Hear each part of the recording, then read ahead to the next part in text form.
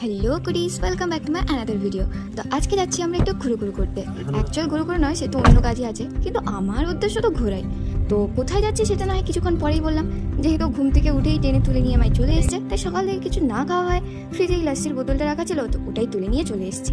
তো এবার বলি কোথায় যাচ্ছি আজকে আমরা। তো আজকে আমরা যাচ্ছি তমলুকে। অ্যাকচুয়াল তমলুকে যেটা কাজ হলো সেটা হলো আমার মা বাড়ির দিদার একটু হেলথ চেক আপ করানো ছিল, তো সেই উদ্দেশ্যেই যাওয়া হচ্ছে। তাই মা আমাকে এমন একটা অফার দিল যে আমি আর অস্বীকারই করতে পারলাম না। মা বললো যে তোর যেহেতু কিছু কেনারও আছে আর সামনে এই পুজো কী নিতে চাস, তো চল একসঙ্গেই ঘোরা হয়ে যাবে, কেনাও হয়ে যাবে। তো আমি সুযোগের সদ্ব্যবহার করে রাজি হয়ে গেলাম। তো ফাইনালি আমরা বেরিয়ে পড়লাম গাড়িতে করে। তো প্রথমেই যাবো মা বাড়ির দাদু দিদাকে পিক আপ করতে, এরপর তমলুকের দিকে বেরিয়ে যাব।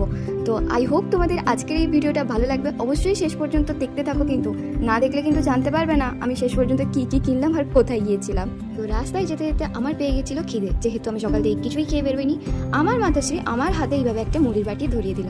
ভাবা যায় আমার মাতাশ্রী অলরেডি বাড়ি থেকে ব্যবস্থা করে নিয়ে এসছে। তো ফাইনালি আমরা এভাবে লং ড্রাইভ এনজয় করতে করতে চললাম।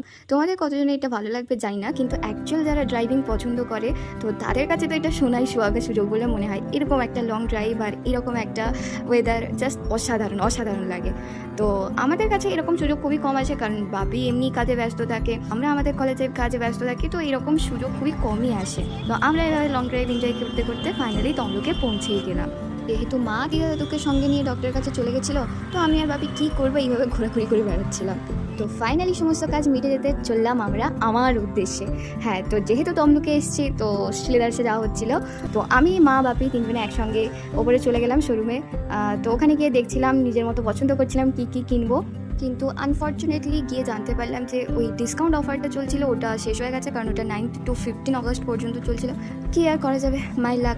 তো ফাইনালি আমার শপিং করা হয়ে গেছে, যেটা আমার অ্যাকচুয়ালি করার উদ্দেশ্য ছিল, কিন্তু তার বাইরে গিয়েও আমি অনেক কিছু কিনেছিলাম, সেটা ভিডিওর শেষে গিয়েই বলি। তো ফাইনালি শপিং করে আমরা ফিরলাম বাড়ির উদ্দেশ্যে। আর যেতে যেতে এরকম এটাও মা বাড়ি থেকেই নিয়ে এসেছিলো এই বিস্কিটটা, তো সেটা আমার হাতে ধরিয়ে দিল। বাইরে যেহেতু কিছুই খাওয়া হয়নি সেদিনকার, তো ফাইনালি এরকম ওয়েদার এনজয় করতে করতে আমরা চলে গেলাম বাড়ির দিকে। তো এরপর ফাইনালি দিদা দাদুকে ড্রপ করে আমরা পৌঁছে গেলাম বাড়িতে।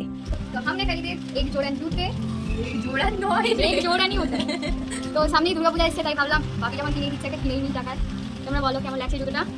আর নিচে একটা শ্রীলেদার্স থেকে তেল শুরু করে দিচ্ছি, নিচে একটা ব্যাকপ্যাক কি তো বলে, এটা হলো আমার গিফট।